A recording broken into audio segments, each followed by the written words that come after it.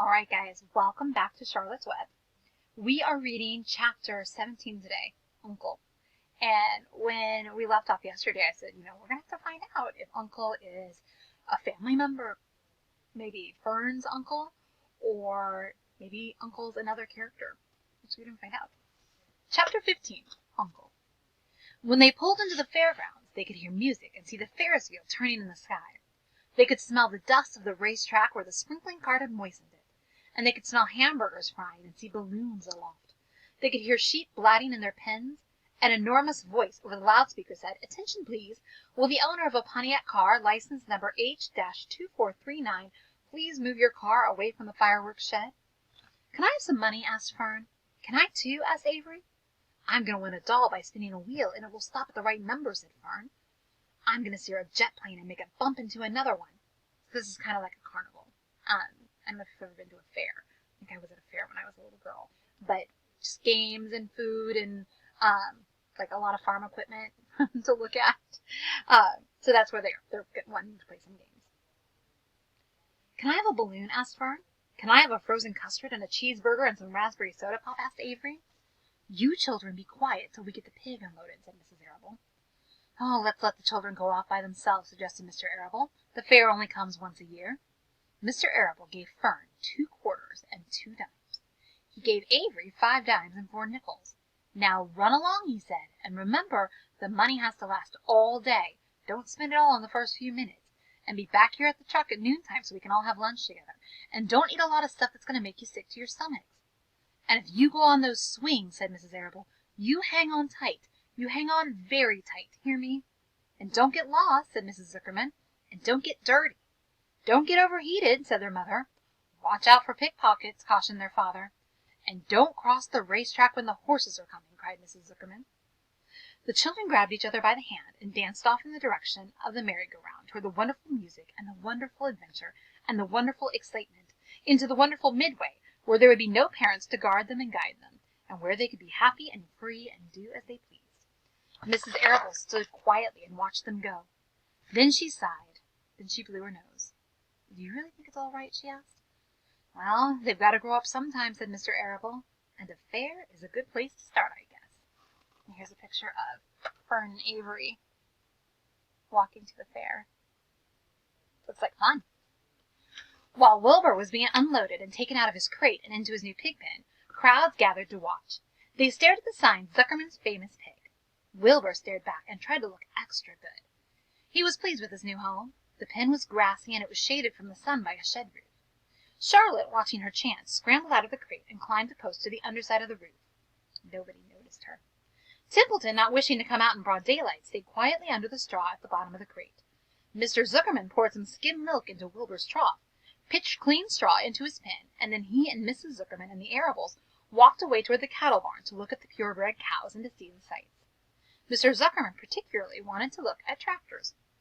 Mrs. Zuckerman wanted to see a deep freeze. Lurvy wandered off by himself, hoping to meet friends and have some fun on the midway. As soon as the people were gone, Charlotte spoke to Wilbur. "It's a good thing you can't see what I see," she said. "What do you see?" asked Wilbur. "There's a pig in the next pen, and he's enormous. I'm afraid he's much bigger than you are." "Well, maybe he's older than I am and has had more time to grow," suggested Wilbur. Tears began to come to his eyes. "I'll drop down and have a closer look," Charlotte said. Then she crawled along a beam until she was directly over the next pen. She let herself down on a drag line until she hung in the air just in front of the big pig's snout. "May I have your name?" she asked politely. The pig stared at her. "No name," he said in a big hearty voice. "Just call me Uncle." "Very well, Uncle," replied Charlotte. "What is the date of your birth? Are you a spring pig?"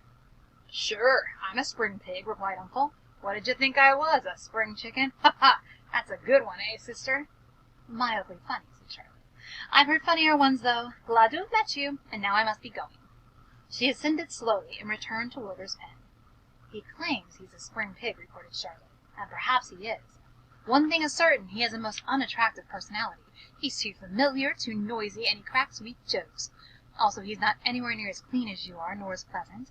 I took quite a dislike to him in our brief interview. He's going to be a hard pig to beat, though, Wilbur, on account of his size and weight. But with me helping you, it can be done. And here's Uncle." not nearly as pretty as Wilbur. "When are you going to spin a web?" asked Wilbur. "This afternoon, late, if I'm not too tired," she said. "The least thing tires me these days. I don't seem to have the energy I once had.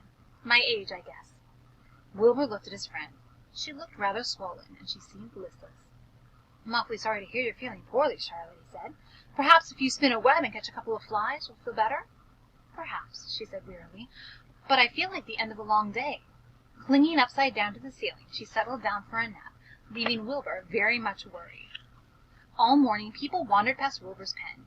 Dozens and dozens of strangers stopped to stare at him and to admire his silky white coat, his curly tail, his kind and radiant expression. Then they would move on to the next pen, where the bigger pig lay. Wilbur heard several people make favorable remarks about Uncle's great size.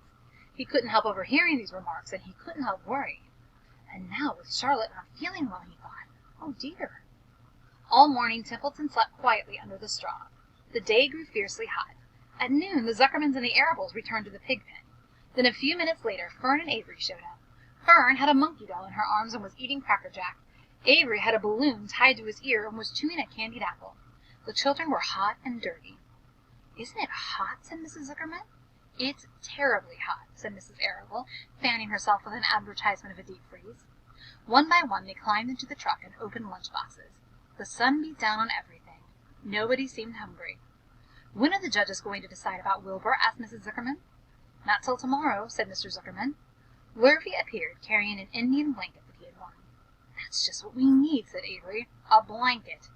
"Of course it is," replied Lurvy. And he spread the blanket across the sideboards of the truck so that it was like a little tent. The children sat in the shade under the blanket and felt much better. After lunch they stretched out and fell asleep. All right, tomorrow is chapter 18, The Cool of the Evening. So we've met Uncle, and we know that he is serious competition for Wilbur, because at a fair they're looking for great big pigs, not just pretty pigs. And so we'll have to see what happens with Uncle. And we know the next chapter is about the evening time, and that's when Charlotte tends to weave her webs. So I wonder if she's going to be weaving tomorrow. We'll look and find out, or we'll listen and find out. Have a great afternoon.